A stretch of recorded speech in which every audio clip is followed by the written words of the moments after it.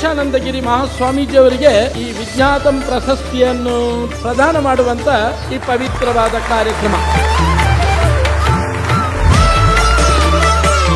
आदि चंचलगिरी मठ में यहाँ के हॉस्पिटल, आश्रमालय, विविध प्रवृत्तियाँ, पारमार्थिक प्रयोग अकल्पनीय, अवर्णनीय, तब व्यक्ति व्यक्ति नहीं रहता, वो संस्था हो जाता है, एक संस्थान बन जाता है, वे सिद्धांत बन जाता है।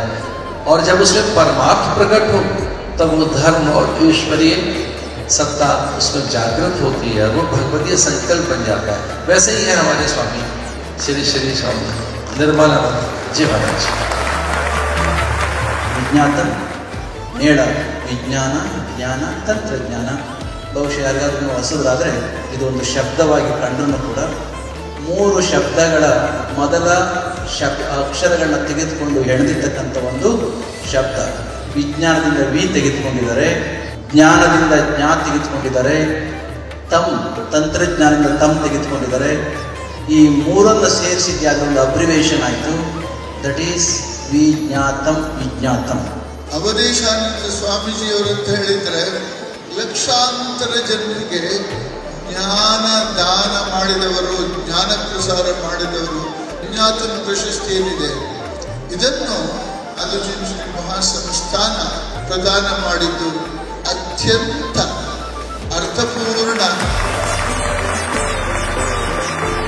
ಈ ಮಠ ಯಾವತ್ತೂ ಕೂಡ ಎಲ್ಲರನ್ನ ಒಟ್ಟಿಗೆ ತೆಗೆದುಕೊಂಡು ಹೋಗುವಂಥ ಮಠ, ಉಳುವ ರೈತನ ಬಾಳಿಂದ ಶುರುವಾದಂಥ ಮಠ ಇದು. ಇವತ್ತು ಉಳುವ ರೈತನ ಜೊತೆ ವಿಜ್ಞಾನಕ್ಕೂ ಕೂಡ ಸಂಬಂಧ ಕಲ್ಪಿಸಿ ಆ ದಿಕ್ಕಿನಲ್ಲಿ ಹೋಗ್ತಾ ಇರುವಂಥ ಒಂದು ಮಠ ಆದಿಚುಂಚನಗಿರಿ ಮಠ. ಆರ್ಟಿಫಿಷಿಯಲ್ ಇಂಟೆಲಿಜೆನ್ಸ್ ಬಹಳ ಜನ ನಾವು ಮಾತನಾಡ್ತಾ ಇದ್ದೇವೆ. ಆರ್ಟಿಫಿಷಿಯಲ್ ಇಂಟೆಲಿಜೆನ್ಸ್ ಒಂದನ್ನೇ ನಾವು ನೆಚ್ಕೊಂಡು ಹೋಗಬಾರ್ದು. We should always remember our human intelligence is always paramount. ಒಕ್ಕಲ್ತನ ಮಾಡಿಕೊಂಡು ಇರ್ತಕ್ಕಂಥ ಸಮುದಾಯದಲ್ಲಿ ಒಂದು ಕಾಲದಲ್ಲಿ ನಾವು ನೆಲನ ಉತ್ತು ಬೆಳೆನ ಬೆಳೆದು ಬದುಕಂಥ ಎಲ್ಲ ಅವಕಾಶಗಳಿತ್ತು.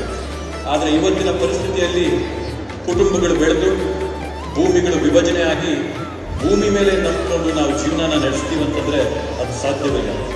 ಮುಂದಿನ ದಿನಗಳಲ್ಲಿ ಸಮುದಾಯಕ್ಕೆ ದಾರಿದೀಪ ಆಗಿ ನಿಲ್ಲಬೇಕು ಅಂತಂದರೆ ಜ್ಞಾನ, ತಂತ್ರಜ್ಞಾನ ಮತ್ತು ವಿಜ್ಞಾನ ಇವೆಲ್ಲವನ್ನೂ ಕೂಡ ಸಂಪೂರ್ಣವಾಗಿ ನಾವು ಮುನಗೂಡಿಸ್ಕೊಳ್ಬೇಕು. ಗುರು ಪರಂಪರೆಯಲ್ಲಿ 72ನೇ ಪೀಠಾಧ್ಯಕ್ಷರಾದ ಪರಮಪೂಜ್ಯ ಜಗದ್ಗುರು ಡಾಕ್ಟರ್ ಶ್ರೀ ಶ್ರೀ ಶ್ರೀ ನಿರ್ಮಲಾನಂದನಾಥ ಸ್ವಾಮೀಜಿಯವರ 12ನೇ ವರ್ಷದ ಪಟ್ಟಾಭಿಷೇಕೋತ್ಸವ ಕಾರ್ಯಕ್ರಮ ಶ್ರೀ ಕ್ಷೇತ್ರದಲ್ಲಿ ಸಂಪನ್ನವಾಗಿದೆ.